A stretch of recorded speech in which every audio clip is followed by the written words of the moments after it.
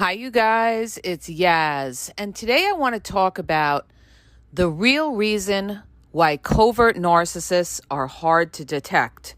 And there's so much information out there on the internet about covert narcissists. And I've seen some information where people talk about, well, it's hard to recognize a covert narcissist because they always play the victim. They're always the victim and everything like that. Yeah, we know they're the victim. But the reason, you guys, the real reason that it's hard to detect a covert narcissist is because they're nice at times. Because sometimes they show you fake empathy and you think it's authentic. That's the reason why it's hard to detect a covert narcissist. And you say to yourself, well, they're nice to me. How could they be a narcissist? Because covert narcissists know how to turn it on and turn it off. So in this podcast, I'm going to spit out some facts for you so that you guys are aware of how to detect a covert narcissist. You see, the thing with a covert narcissist is a covert narcissist always plays the good guy. Their whole goal is to look like the good guy and make you look like the bad guy. This is one of the reasons they use that tool of reactive abuse where they stay in control, they stay cool, and they make you pop off to look crazy because this way you're going to look crazy to everybody else. You'll know that you're dealing with a covert narcissist because a covert narcissist is going to want to use the mental card.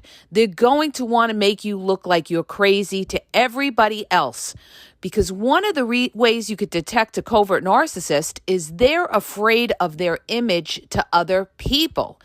They want everybody else to look at them like they're the poor soul, they're the good guy, and you are the big bad monster, okay? So the thing is, they're hard to detect because they don't pop off. They stay in control. A covert narcissist, for the most part, stays in control when they fight. Covert narcissists fight with silence. That's why they'll give you the silent treatment. That's why they'll ignore your calls and texts. What they do is they dismiss you, all right?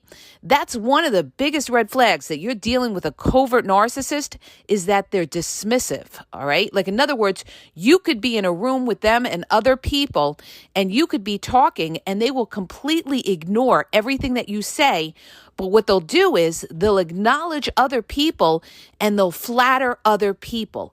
Covert narcissists love to flatter other people and build up these strangers, because they want to use outsiders in their corner.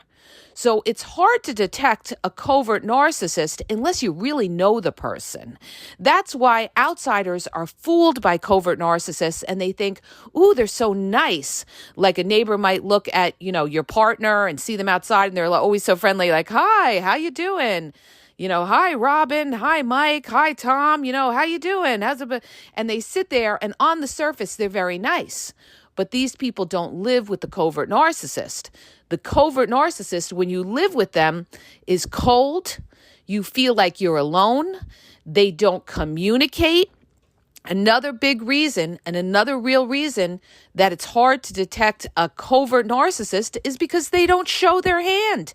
They don't let you know what they're thinking inside, all right? They tell you everything's all right when it's really not okay, and then they pay you back in a passive-aggressive manner. The other thing why it's hard to detect a covert narcissist is because they could be very nice to you.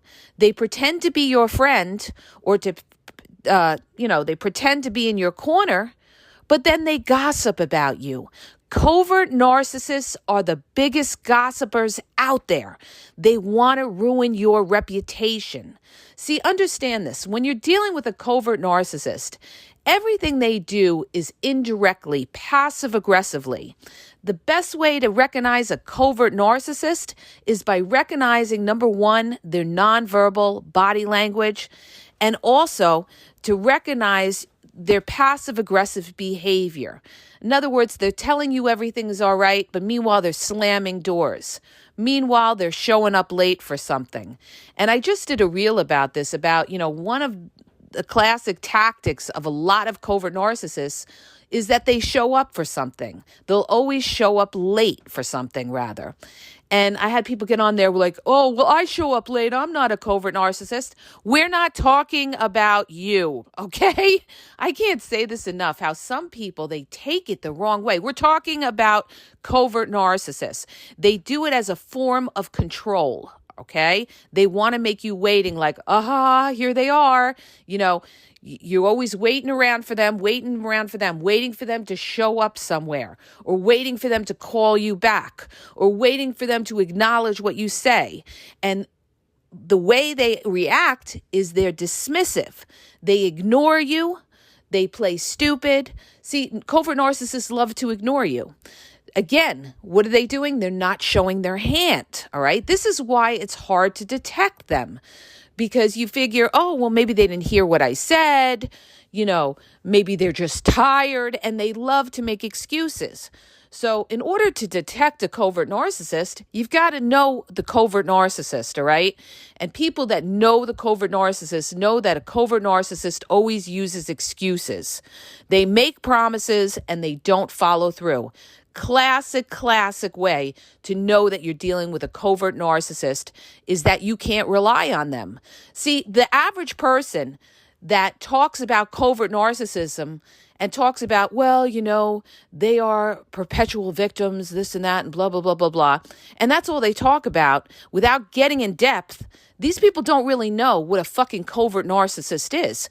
And you could tell the people that really have been around them from the people that are just spitting out stuff that they hear on the internet or read in a book.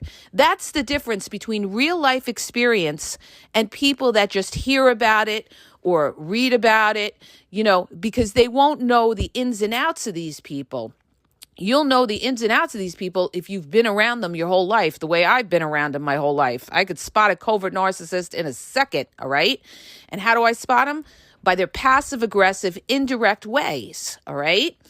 So they're hard to detect because, again, they're not direct with it. When they have a problem with you, they're not going to tell you directly they have a problem with you. Very rarely, unless you have their back against the wall. What they're going to do is they're going to pay you back in a passive-aggressive manner. So how do they do that? They may be silent at times when you go out. They may be cold and indifferent, and then they give you an excuse and they say, I'm just tired. But what they do is they ruin your day. Like when I was dealing with my ex and he was extremely passive-aggressive, one time I asked him, do you know where the hammer is in the garage or something? And he was so angered by the fact that I was bothering him to, look for a hammer or something in the garage, that what he did is he took out everything in the garage, put it all over the den in looking for this hammer, all right? And laid that stuff out all day, all over the floor, everywhere in the den, and pretended to look for this hammer. And what he was doing was he was paying me back in a passive-aggressive manner, as if to say, well, if you're going to ask me for this, I'm going to leave all this crap all over the floor and make you feel bad for even coming to me and asking me where that hammer is, because he didn't want to be bothered. He didn't want to be inconvenienced. He didn't want to have to go out of his way and look for something because, he just was not in the mood to do it. And he figures, okay, if you're going to ask me to do that, I'm going to leave this shit all over the floor and leave it here all day as an obstruction just to pay you back for asking me to look for something. And you know what that's doing? That's trying to condition me to never ask him for anything again. That is just one of the many covert narcissist tactics that they will do to try to make you feel bad for even coming to them or asking them for something. They'll make you sorry that you even asked them to do anything, all right? So that, my friends, is the covert narcissist. That's the real covert narcissist. And the covert narcissist will, they'll always have a third party on the outside that they're talking to. That's usually their family or a close friends or the flying monkeys, that they are smearing you, because covert narcissists, their weaponry is to smear you behind your back and talk about you, all right? But they're hard to detect because they try to be normal around you, like everything's okay, or they'll try to be friendly with you, and you're thinking everything's okay, but there is that wall up. You will know that you're dealing with a covert narcissist because you feel the distance. There will always be distance between you and that covert narcissist. You're going to feel like they're there with you, but they're really not with you. Okay. And why is that? Because a covert narcissist never lets you in. They never open up completely to you. They're very much on the surface. All right. Also, the other thing that you have to know with covert narcissists are they're very nosy. They want to know everything going on in your life, who you're talking to, what you're doing, but they're very secretive about what they do. Who they talk to, what they do. They're secretive about what kind of money they have on the side. All right. So, they pretend to be transparent. This is how they fool you. Okay, because they may give you one little sign of something of being transparent, and you're thinking, oh, they told me one little tidbit of something. But when a covert narcissist tells you something, they only give you one fraction of the story. They don't give you the whole story. And this is what fools you, and you think that they're being transparent with you when they're really not being transparent and completely open with you. When you deal with a covert narcissist, they are never completely open with you, all right? So they fool you by pretending to tell you a little bit, a tidbit of something, but the real juice of what they know, they don't tell you, and they love to keep secrets. The reason that they keep secrets is a power thing. They don't want you to know certain things, okay? And that gives them a certain rush in knowing something that you don't know.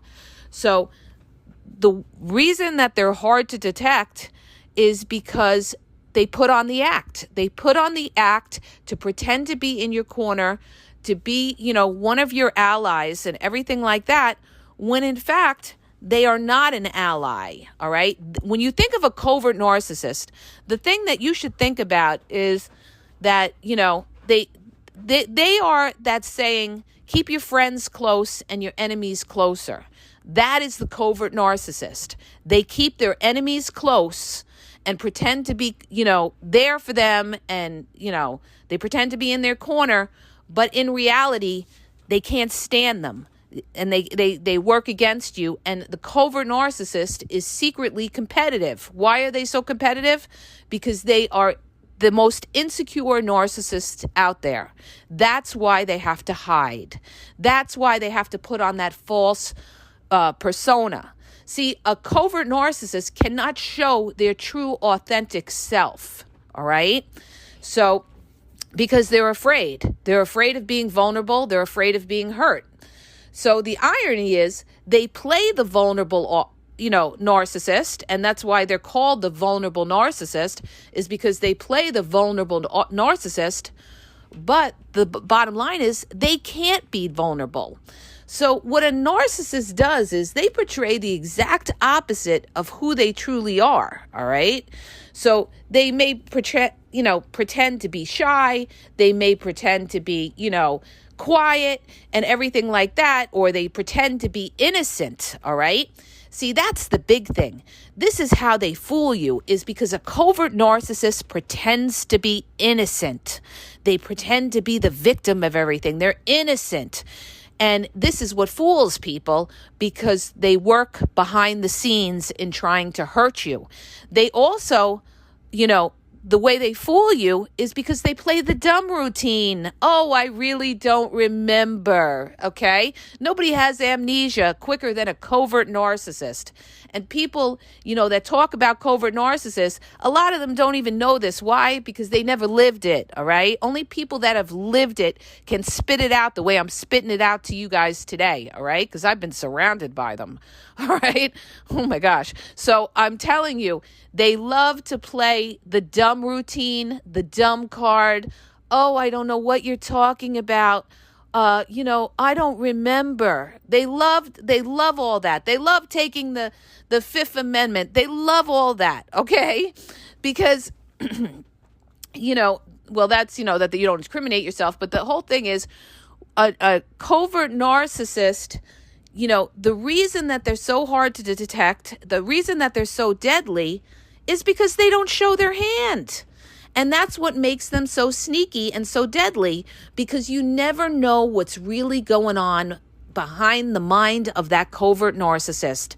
They say one thing, they say they care about you, they may say they love you, and all of that other nonsense, but their actions show you differently, because they may be cold to you, because they may talk about you behind your back.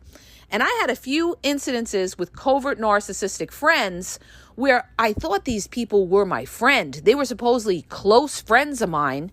And then I would hear from other people come back and tell me that they were talking about me behind my back and saying things.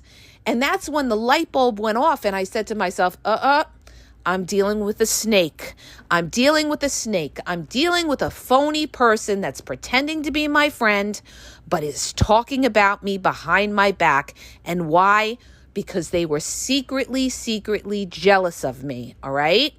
I had one covert narcissistic friend who pretended to be my best friend, pretended to want to talk to my ex-boyfriend because he and I were having problems, and then found out that she was secretly having sexual conversations with him. And I didn't find this out till years later, you guys, years later. See, what's in the darkness always comes out into the light. But I had other people say to me, oh, she's not your friend, you're not your friend, and everything. And it just didn't click, because she was so nice. She seemed like really cool and fun, and we had great times together, that I couldn't fathom that this person was trying to stab me in the back. But when I stepped back from it and I really saw it for what it was, I finally clicked, and I said to myself, this person isn't a nice person. And that's the realization that you get with a covert narcissist. The biggest realization that you're going to get with these people is that they aren't who they appear to be. Just because they can be nice at times, just because you can have fun times with these people, doesn't mean they're a nice person. Now, let me say this again so everybody gets it. Just because a covert narcissist you could have fun with and you could have good times with at times, and they may be there one or two times for you and go out of their way for you, doesn't mean that you're dealing with a true, authentic, nice person. Understand that. Because the other 8 times that you try to lean on that covert narcissist, they won't be there for you. They may be there for you once or twice, and that's how they fool you. That's another way how covert narcissists fool you, that you can't detect that they're a covert narcissist, is because they go out of their way and they're nice to you at like 1 or 2 times. And they may be nice to you because either one, they feel like being nice at the time, or they want something out of you, all right? But they're not consistent with it. That's the difference. They're not somebody that will be consistent with it, that when you're in an emergency and you call them, that they will be there for you. And I actually had that with somebody in my family who was there for me once in a while, but wasn't there when I had crisis, and would say something to me like, well, you could always call 911. Okay, this is family, mind you, family, close family, telling me that when I had a crisis, right? With my kid and everything, that I didn't know if I had to go to the hospital. And they're telling me, well, you could always call 911. And right there shows you that this person is not always there for you. Classic covert narcissist, all right? They're not always there for you. Why? Because they don't want to be bothered. They don't want to be inconvenienced. They're not your ride or die. They're not true friends. They're not true family, all right? A covert narcissist only wants to be around usually when they have something to benefit from it, or when they want to put on a show in front of other people pretending that they're a good guy. And this is what a covert narcissist does. They want, like when you break up with a covert narcissist, what they're going to do is they're going to play the victim, they're going to smear you, and they're going to tell everybody else how they tried in the relationship with you, which is a flat out fucking lie. They're going to tell everybody, I really tried with her, but I think there's something wrong up there. I think she needs therapy. And what they're going to do is they're going to make you out again with the mental card, because they love to use the mental card so that your reputation is ruined and nobody believes what you say. Why do they use the mental card? Because they're afraid you're going to expose them. So what better way to tear you down than to say you're crazy, okay? And who does that? The good old covert narcissist. Love to call you crazy because it's the best way to discredit you to other people, so that whatever you say and exposes them, people won't believe you because that covert narcissist has, taken one step ahead in manipulating these people before you even got to them. All right? This is how snaky they are. They're worried about what other people think, so they're going to destroy you to other people and make you look bad. They are demons, you guys. These people are demons. They've got the spirit of Cain in them. Believe me when I tell you. Why? Because they're jealous to the core. They're jealous. That's why they do this. And they're extremely, extremely insecure people. So distance yourself when you start to see these kind of things. When they're dismissive, when they ignore you, when they don't validate you. Don't be fooled by fake empathy. Don't be fooled if somebody does something nice for you one time, okay? You got to question that and say, what are their motives in being nice to me? Is it genuine and authentic, or is it because they want something out of me, or they're doing it to look good in front of other people? That's the covert narcissist. But they're only being nice that one time, all right? So that doesn't make them a nice person overall. How will you know you're dealing with a covert narcissist? Because they only pull through once out of 10 times. They're not consistent with it. That's how you're going to know you're dealing with a covert narcissist. They make promises and they don't keep them. That's how you're going to know you're dealing with a covert narcissist. And the biggest detection of a covert narcissist is in their behavior, their passive-aggressive behavior, their smirk. They don't come out and tell you they're mad at you or they disagree with you, but they give you that smirk, all right? Or they turn their back, or they ignore what you say, or they cut you off in the middle of a sentence, or they stonewall you and don't let you talk, all right? Covert narcissistic behavior right there, all right? What is all this? Passive-aggressive. That's how you're going to know you're dealing with a covert narcissist, is because they're passive aggressive. And I lived with somebody like this for over 13 years. I know him 20 years. And at the time, I didn't know what the hell was going on. All right. During my marriage, I just figured, he had a problem communicating and everything. I didn't realize this is all covert narcissistic behavior, passive aggressive. When he gets angry, put on a face at a family party. When you get angry, talk about you behind your back. When you get angry, make you feel bad for asking them to do something for you, all right? They'll make you pay you back by making you feel bad for even asking them to do something. Classic covert narcissistic behavior. So as you see, you guys, it is more than just playing the perpetual victim like these, some of these influencers like to talk about, and because that's all they could talk about, because they never really experienced the core of the covert narcissist. So, understand that. People that know what it is can go into depth with this because we've lived it.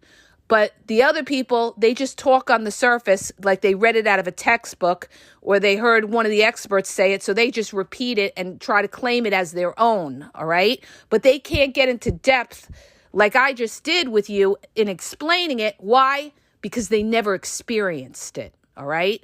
So you'll know when you listen to whoever you listen to by how in depth they can get into it, whether they really know what the fuck they're talking about or whether they're just spitting out something that they read on Google, all right?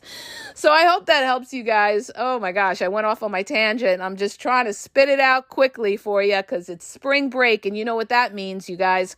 Everybody's kids are home, right? So I hope everybody has a great spring break, great Passover. And you guys, don't forget to hit the subscribe button, share the podcast. And I hope I made it clear to you guys in understanding, and about the Covert Narcissist. And also, you guys, go listen to my older podcasts where I talked about the passive-aggressive Covert Narcissist. It's one of my most powerful podcasts, all right? I did that podcast, and I remember, boom, the next day I was number 9 in the U.S., in the charts, because it was a powerful podcast. It's passive-aggressive Covert Narcissist, where I really explain about the Covert Narcissist. And I have a lot of other ones, Sick Minds of the Covert Narcissist, and how Covert Narcissists are silent bullies. So go look at it, you guys. It's all on my YouTube as well. And have a great day. Don't forget, share the podcast.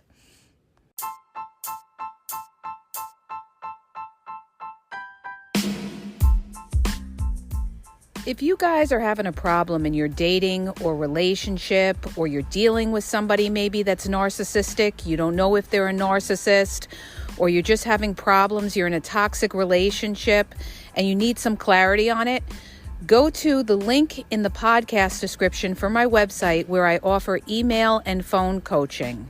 If you have a quick question, just a quick question, and you want to get a video sent back to you answering your question, there's also a link there for Vizio where I will send you a personalized video answering your question.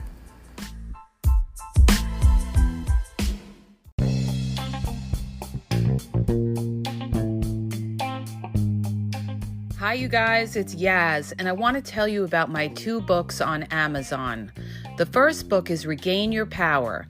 It's all about power and relationship. Who has the power in the relationship? And it goes into all of that, okay? The other book is Signs He's Not Into You, He's Wasting Your Time, okay? Check it out. It gives you a lot of good clues as to whether you're with somebody who's a real one or somebody who's just going to waste your time. You could read them both with Kindle's free trial membership. So check it out. Link is in the podcast description.